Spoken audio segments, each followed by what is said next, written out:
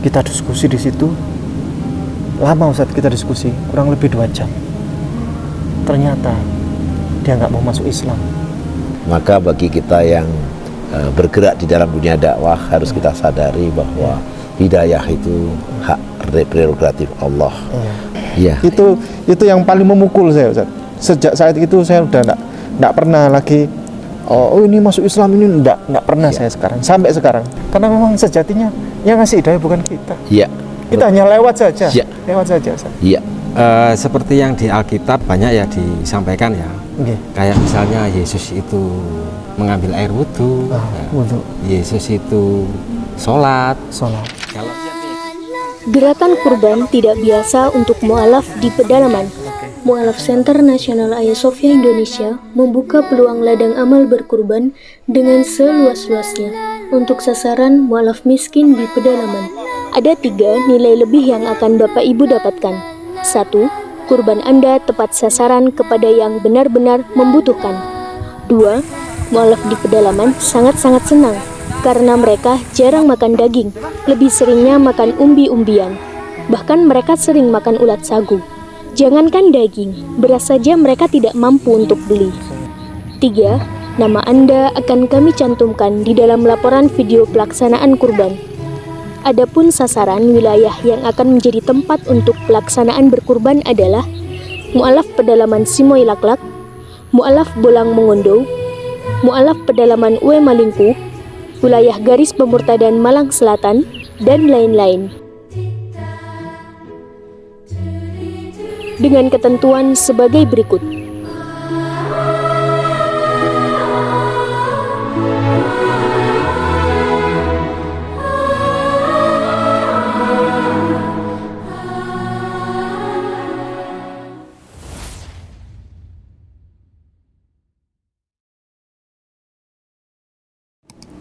Bismillahirrahmanirrahim. Assalamualaikum warahmatullahi wabarakatuh. Waalaikumsalam warahmatullahi wabarakatuh. Alhamdulillah pada malam hari ini kami menyelenggarakan satu kegiatan di mana rencana kami akan berangkat menuju ke Lawang, Kabupaten Malang, Jawa Timur. Ada di sana yang butuh pertolongan, yang ada 2 anak perempuan yang hendak dimurtadkan oleh keluarganya. Dan kali ini ada tim mendadak, namanya tim dadakan. Ada Ustadz Dr. Suryadi, jaketnya, ini kaku, ini bahan kulit.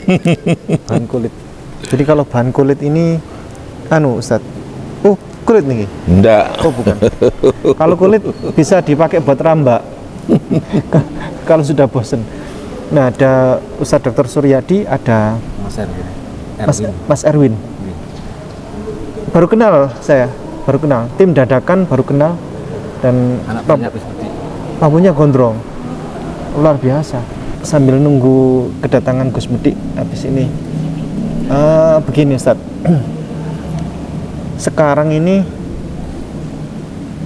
pintu pemurtadan ada banyak sekali. Satu nyawa Ustadz, satu orang muslim yang dimurtadkan itu sangat berharga buat kami. Jangankan begitu, mu'alaf meninggal kemudian dimakamkan secara Kristen, rebutan Ustaz, kita rebut. Bahkan jangankan begitu, sudah dimakamkan ini Ustaz, sudah dimakamkan, kita gali. Kalau kita punya bukti sah secara hukum, akte kita punya lengkap, begitu, kita bertanggungjawabkan secara hukum kepada lembaga pemerintahan, kita bisa bertanggung jawab, kita gali Ustaz. Apalagi ini masih hidup. Saya masih ingat pesan dari Ustadz Insan Mokoginta bahwa bencana terbesar itu sesungguhnya adalah bencana pemurtadan. Karena apa? Bukan hanya soal fisik bangunan yang hancur, tapi moral, akidah hancur semua. Dan itu yang akan menghancurkan keluarga nanti, anak cucu. Jadi bencana terbesar, saya masih ingat, senantiasa berpesan kepada saya, bencana terbesar itu adalah bencana di bidang pemurtadan. Ya. Jadi beliau masih terus berpesan kepada saya, kalau ada soal bencana, tolong jangan ngurusi Yang lain-lain. yang lain dulu. Fokuskan dulu. Selesaikan bencana ini. Yang bencana pemurtadan. Ya. Yang lain karena banyak yang ngurusin. Ya. Sementara yang pemurtadan ini nggak ada yang ngurusin. Nah itu Ustaz, monggo Ustaz. Ya, saya kira sebagai seorang muslim memang harus bersikap seperti itu. Ya. Karena itu bagian dari tanggung jawab kita sebagai seorang muslim. Karena innamal mu'minuna ikhwah, ya, bahwa bersaudara, orang bersaudara itu kan adalah bersaudara. Ya. Orang yang beriman itu bersaudara. Ya. Dan karena itu maka seorang yang mengaku beriman, persaudaraannya akan terlihat kepeduliannya ketika saudaranya mengalami bencana atau gempa akidah tadi. Karena sesungguhnya hal yang paling bermakna dalam hidup ini adalah ketika kita bisa hidup dalam keimanan, dalam Islam tentunya. Ketika sudah kita keluar dari jalur ini, sesungguhnya sudah tidak ada maknanya lagi. Hidup sudah nggak bermakna lagi. Apapun sudah nggak bernilai lagi ketika iman sudah tercerabut dari diri kita. Oleh karena itu kepedulian kita untuk menjaga iman dan kepedulian kita untuk berusaha membantu atau katakanlah menyelesaikan atau mengobati atau mengembalikan hal-hal yang terkait dengan bencana keimanan tadi, menurut saya harus menjadi perhatian kita semua. Apalagi memang ya satu sisi harus kita syukuri saat ini, tapi pada sisi yang lain ini juga menjadi sesuatu yang berbahagia. Jenengan tadi ngendikan bahwa era sekarang ini, waduh, yang namanya katakanlah upaya-upaya untuk mencerabut keimanan kita itu memang luar biasa. Pintunya terbuka, tidak ada lagi sekat. Apapun bisa kita lewati dengan berbagai macam kebebasan yang sekarang ini ada, dengan berbagai macam media yang sekarang ini berkembang, maka sudah tidak mungkin lagi kita hindari. Oleh karena itu sebetulnya ini juga harus menyadarkan pada kita, khususnya umat Islam, dan terutama sebetulnya adalah para ulama, ya, para ustadz, para mubalik, para kiai, para habaib, harusnya menyadari bahwa tantangan ke depan ini apa dan harus bagaimana. Ini yang harus dimainkan, ya. Harus dimainkan. Saya sering mengatakan bahwa kita terlalu sering melihat agama semata sebagai sebuah keimanan, bukan sebagai sebuah kebenaran, ya gitu loh. Nah, akibatnya apa? Akibatnya lalu dengan mudah kita itu lalu tergoda ketika kemudian katakanlah simpul-simpul rasionalitas keimanan itu bisa dipatahkan. Ya. Begitu dipatahkan, maka kemudian dengan mudah kita meninggalkan agama kita, lalu kemudian kita murtad.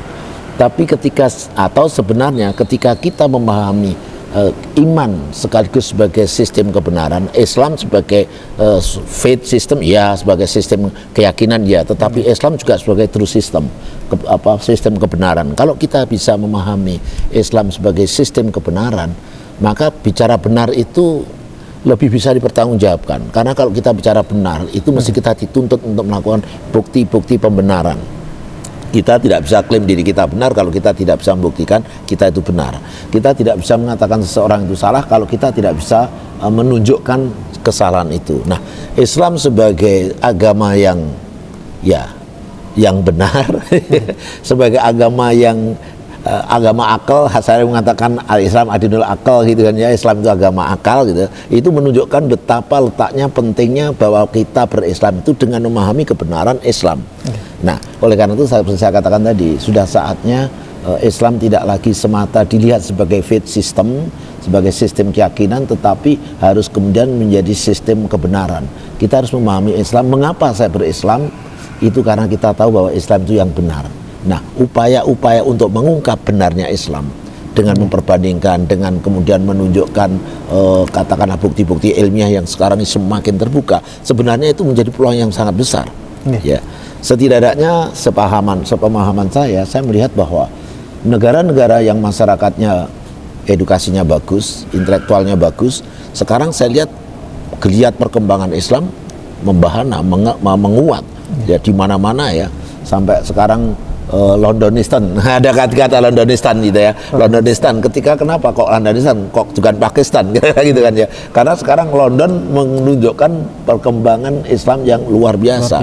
Mengapa Islam di sana berkembang? Sekali lagi saya katakan tadi, masyarakat intelektual ketika kemudian memahami Islam sebagai kebenaran, maka disitulah mereka akan apalagi menemukan tadi bukti-bukti ilmiah akademis tentang kebenaran Islam. Jadi saya berharap bahwa ke depan ini masyarakat muslim khususnya para ulama, para ustadz, para mubalik, para habaib itu harus kemudian mencoba kemudian menarasikan, mendeskripsikan, menguraikan tentang dakwah-dakwah yang harus dilakukan dengan memberikan sentuhan tentang benarnya Islam sebagai sistem kebenaran, tidak semata-mata sebagai sistem keyakinan. Keyakinan itu harusnya muncul, lahir, berkembang karena kita memahami benarnya sebuah keyakinan itu. Jadi tanpa begitu menurut saya menjadi masalah. Apalagi tantangannya luar biasa. Tantangannya luar biasa. Yang bisa menjawab pemurtatan menurut saya, kacamata saya, yang bisa membuat kita kekeh dan tidak goyah oleh ombang-ambingan apapun, itu ketika kita memahami Islam sebagai kebenaran. Karena kalau kita sudah tahu ini benar dan ini salah, maka apapun yang terjadi tidak mudah, dirayu oleh apapun tidak mudah. Tetapi kalau hanya bicara masalah keyakinan, apalagi keyakinan itu dianggap sesuatu yang tidak boleh didiskusikan, tidak bisa diperbincangkan, keyakinan itu sesuatu yang hanya berhubungan dengan masalah kenyamanan, ketenangan, ya gitu, kan sering sekali banyak orang yang mengatakan, aku nyaman di sini, aku tenang, aku merasa teduh di sini, kan sering begitu pertanyaannya. Enggak lah, kalau sudah seperti itu kan repot masalahnya. Buat saya, ya, iman itu seperti cinta dia. Kalau sudah terlanjur kena, ya kayak kata gombloh itu bahasa saya ya, tai kucing juga rasanya coklat gitu loh.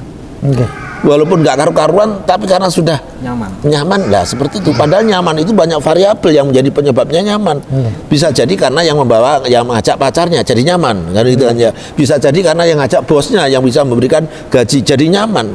Kata nyaman itu kan relatif gitu loh. Nah, oleh karena itu kalau ketika bicara Islam sebagai kebenaran, tidak lagi semata-mata sebagai keyakinan, maka disitulah saatnya kita akan bisa menghadapi tantangan itu dengan baik, dan itu terlihat perkembangan masyarakat muslim di negara-negara maju. Saya kira begitu kalau pikiran saya. Baik, alhamdulillah. Ini saya penasaran. Coba saya mau ngobrol dengan generasi muda Islam, generasi metal, dengan Mas Erwin.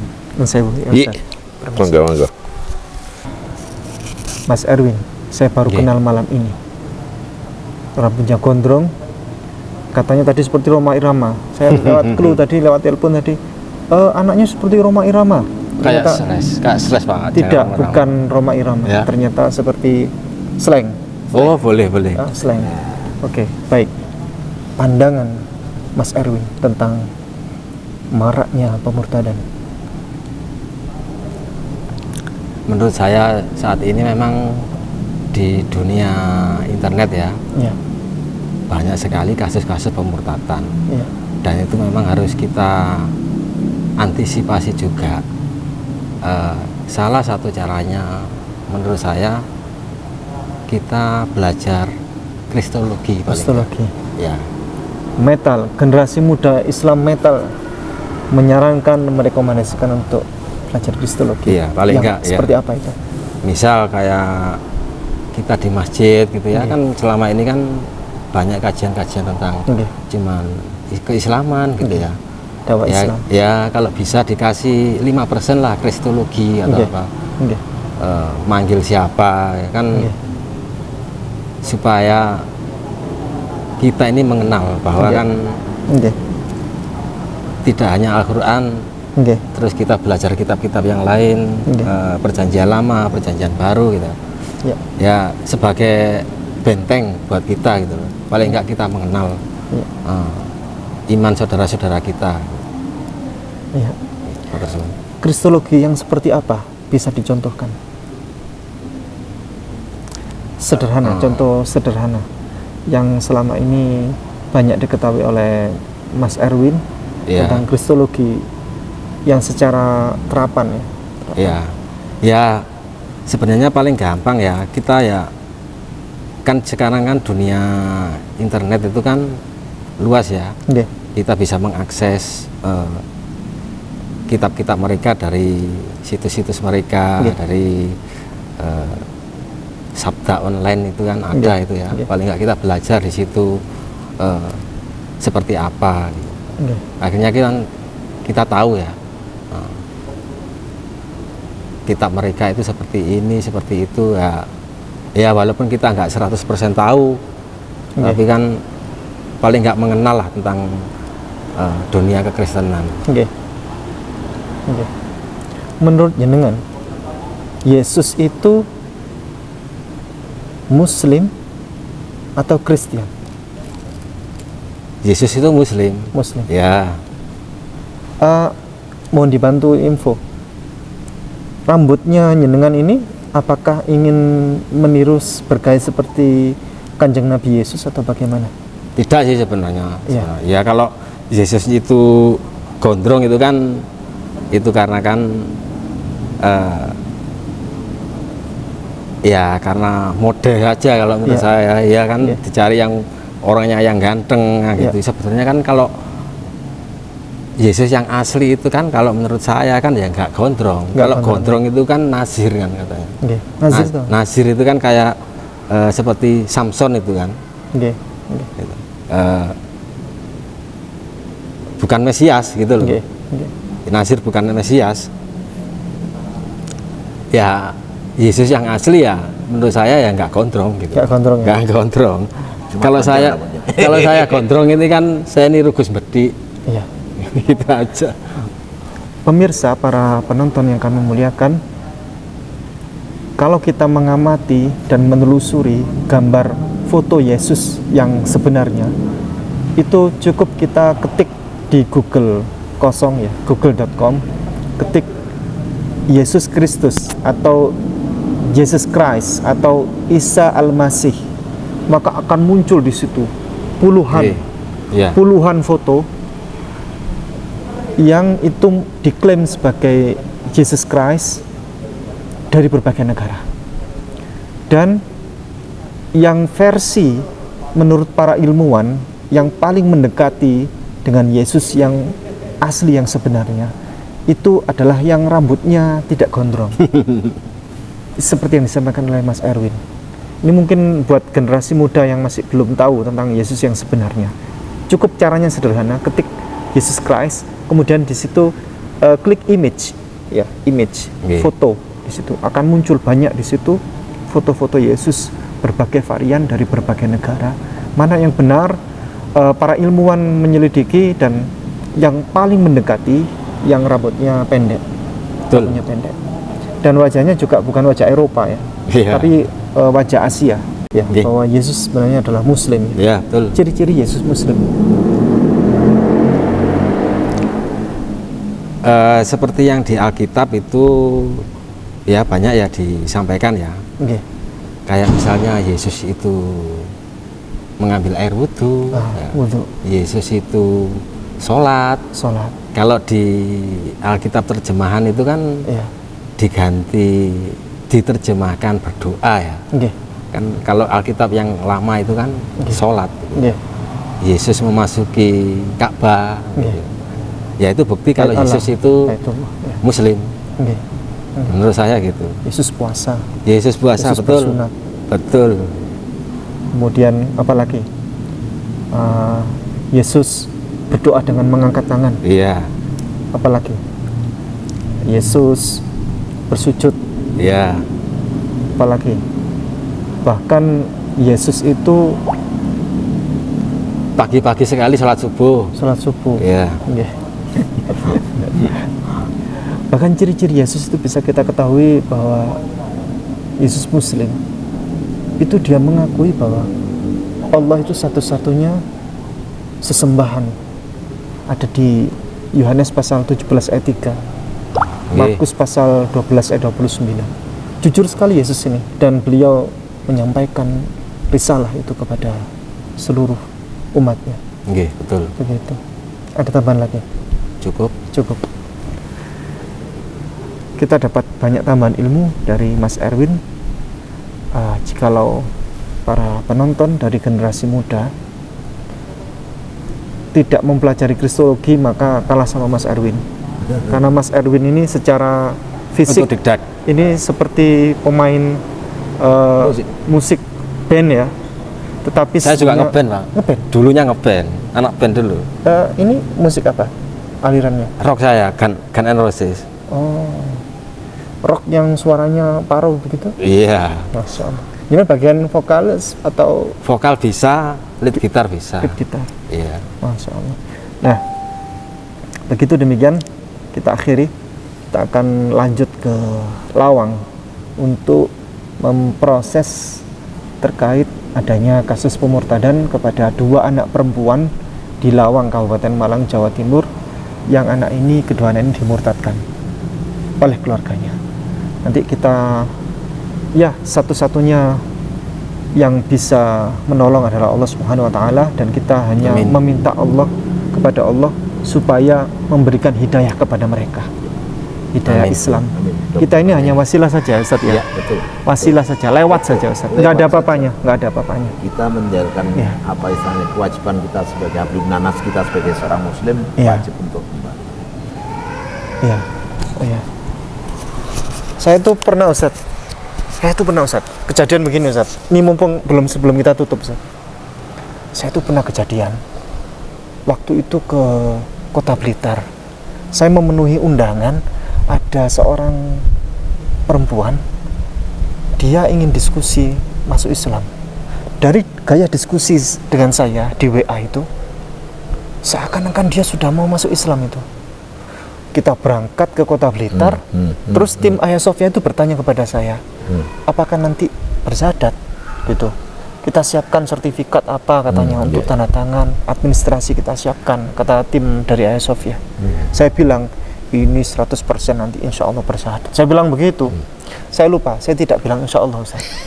Saya bilang begini, saya yakin 100% ini bersyahadat. Begitu, Ustaz. Iya. Begitu nyampe di sana, Ustaz, nyampe ketemu dengan saya face to face, kemudian disaksikan para jamaah di situ, kita diskusi di situ, lama, Ustaz, kita diskusi kurang lebih 2 jam. Ternyata dia nggak mau masuk Islam, alasannya takut sama bapaknya. Sederhana, dia yakin kepada Islam tapi dia takut sama bapaknya. Iya. Dia menghormati bapaknya katanya. Iya. Sudah saya kasih solusi begini, nggak jadi masuk Islam, Ustaz. Iya. Kemudian saya pulang tuh nangis sama kawan-kawan, makanya nggak boleh gitu, yakin 100% masuk Islam katanya. Iya. Saya bilang, saya lupa, nggak bilang insya Allah. Insyaallah, betul. Gitu, Ustaz. Betul. Karena memang sejatinya yang ngasih hidayah bukan kita. Iya. Kita hanya lewat saja. Iya. Lewat saja, Ustaz. Iya, betul sekali. Iya. Itu yang paling memukul saya, Ustaz. Sejak saat itu saya udah nggak pernah lagi oh ini masuk Islam, ini nggak pernah saya sekarang, sampai sekarang Iya. gitu. Saya seiring dengan Nggih. itu, karena Nggih. memang jangankan kalau kita Nggih. mencari ibroh Kanjeng Nggih. Nabi Muhammad dengan sang pamannya, Nggih. bagaimana sang paman yang Nggih. bergerak, berjuang, membela, membantu, mendampingi, begitu kuatnya Kanjeng Nabi, Nggih. ya, dan itu menjadi kekuatan yang membuat orang-orang kafir lalu kesulitan menembus Nabi, ya, karena benteng pembelaan dari sang paman yang seorang tokoh masyarakat. Nggih. Tapi sang pamannya sendiri yang melihat langsung Kanjeng Nabi sebagai Nabi, katakan kita Muhammad sebagai Nabi, ternyata juga tidak mendapatkan hidayah. Maka bagi kita yang bergerak di dalam dunia dakwah, harus kita sadari bahwa hidayah itu hak prerogatif Allah. Tetapi kita sebagai manusia, sebagai muslim, tugas kita, kewajiban kita adalah berikhtiar untuk mengupayakan bagaimana agar saudara-saudara kita itu menemukan hidayah itu.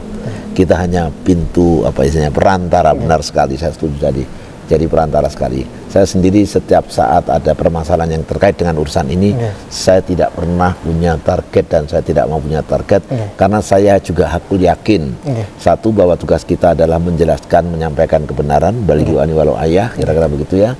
Pada sisi yang lain kita harus juga yakin bahwa hidayah akhirnya hak prerogatif Allah. Dan saya berkeyakinan Allah itu maha tahu siapa yang pantas dibiarkan berjalan dalam kegelapan dan siapa yang pantas kemudian diberi cahaya terang benderang.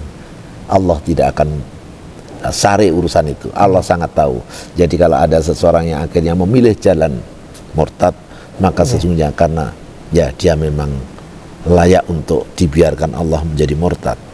Tetapi kalau ada orang yang memang layak dan pantas untuk menemukan hidayah, maka saya yakin Allah akan berikan jalan hidayah itu. Ibaratnya sama dengan ketika Kanjeng Nabi mendoakan dua kekuatan yang paling menakutkan ketika perjuangan Islam, yaitu Umar dengan siapa itu ya?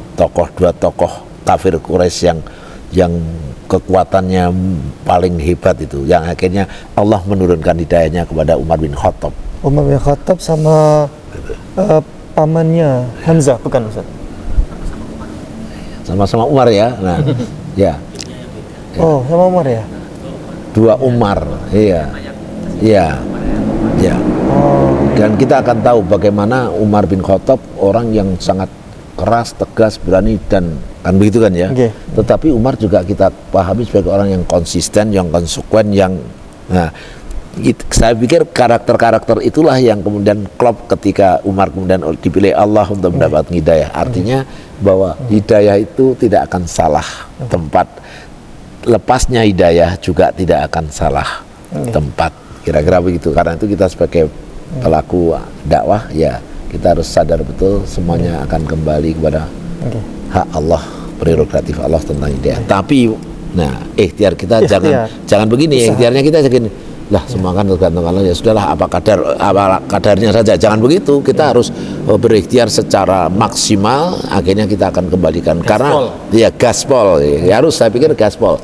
Soal kemudian Allah memberikan atau tidak itu urusan Allah, tetapi kita sendiri gaspol itu sebagai bentuk keikhlasan kita di dalam menjalankan dinul Islam. Ini datang semua Ustaz, sudah datang semua ini, alhamdulillah. Kita akhiri demikian, terima kasih. Jazakumullah khairan katsira. Barakallahu fikum. Assalamualaikum warahmatullahi wabarakatuh. Waalaikumsalam warahmatullahi wabarakatuh.